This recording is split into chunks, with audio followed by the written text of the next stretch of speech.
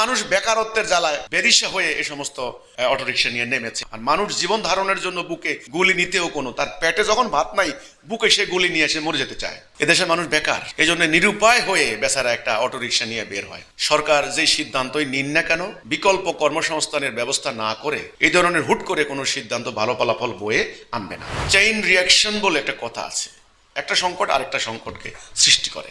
Battery চালিত রিকশার ক্ষতিকর দিকগুলি বিশেষজ্ঞরা অনেক দিন থেকে বলে আসছেন। গতি, স্লো গতি, তাছাড়া আপনার বিদ্যুতের ব্যবহার, খরচ, আমাদের এখানে বিদ্যুৎ ক্রাইসিস ব্যাপক। এজন্য সরকারের নীতি নির্ধারক মহল এর আগেও রিকশাকে ঢাকা শহরে বন্ধ করার প্রক্রিয়া নিয়েছেন এবং বর্তমানে ব্যাটারি চালিত রিকশাগুলিকে বন্ধ করার জন্য উদ্যোগ নিচ্ছেন। কিন্তু একটা কথা বাস্তবতায় আসতে হবে, বাংলাদেশে এখন লক্ষ লক্ষ মানুষ বেকার, কাজ নেই, কর্ম নেই। আমাদের এলাকাও আমরা দেখেছি 7 লাখ 8 লাখ টাকা খরচ করে বিদেশে যাচ্ছেন, আমেরিকা তো আরো বেশি। সেখানে গিয়েও কাজ পাচ্ছেন না, বাবা মার কাছে কান্নাকাটি করছেন টাকা পাঠানোর জন্য। এদেশে মানুষ বেকার, লক্ষ লক্ষ মানুষ বেকার। এই জন্য নিরুপায় হয়ে বেচারা একটা অটোরিকশা নিয়ে বের হয়।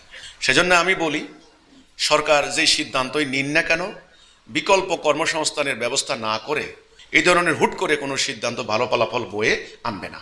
বিকল্প কর্মসংস্থান সৃষ্টি করতে হবে, তাদেরকে কর্ম দিতে হবে। অনেক ডিগ্রি পাস, MA পাস, বিশ্ববিদ্যালয়ের গ্র্যাজুয়েশন করা ছেলেও আছে, কিন্তু এই অটোরিকশা চালায়। তো কাজেই মানুষ বেকারত্বের জ্বালায় মানুষ বেরিসা হয়ে এই সমস্ত অটোরিকশা নিয়ে নেমেছে। আর মানুষ জীবন ধারণের জন্য বুকে গুলি নিতেও তার পেটে যখন ভাত নাই, বুকে সে গুলি নিয়ে এসে মরে যেতে চায়।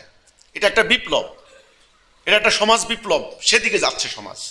এজন্য আমি নীতি নির্ধারক মহলে আহ্বান করব, বিকল্প ব্যবস্থা তাড়াতাড়ি অনুসন্ধান করুন, তারপরে এই ধরনের পদক্ষেপ নিতে পারবেন। এই ধরনের বহু পদক্ষেপ নেওয়া দরকার, ঠিক আছে। একটা শহরকে সুন্দর করতে হলে, ডিসিপ্লিন করতে হলে, বাসযোগ্য করতে হলে বহু কিছু দরকার। নদী ভাঙন বাংলাদেশের একটা অভিশাপ, এটা নিত্য নদী ভাঙে। কিন্তু নদী ভাঙার পর এই মানুষগুলোকে বিকল্প কোনো ব্যবস্থা সৃষ্টি করতে না পারার কারণে এরা শহরে এসে বস্তির জন্ম দিচ্ছে। এখন এই বস্তিবাসী, বস্তির ভিতরে মাদক ব্যবসা, ইয়াবা ব্যবসা, সন্ত্রাস, চুরি ডাকাতি হচ্ছে, অশ্লীল অনৈতিক কার্যক্রম হচ্ছে, শহরের পরিবেশ বিনষ্ট করছে, সাহেবদের পরিবেশটা খারাপ করছে ইত্যাদি। তো তাহলে আগে গোড়ায় তো সংকটটা সমাধান করবেন। তো একটা সমস্যা হাজার সমস্যার জন্ম দেয়, এটাকে বলা হয় চেইন রিয়াকশন। কাজেই সেটা যেন না হতে পারে, আমরা বলবো বিকল্প ব্যবস্থা করেই তখন এই অটোরিকশার ব্যাপারে পদক্ষেপ নেওয়া উচিত। হঠাৎ করে মানুষদেরকে পথে বসিয়ে দেওয়া আমি মনে করি ঠিক হবে না। অনেকে ঋণ নিয়ে অটোরিকশা কিনেছেন,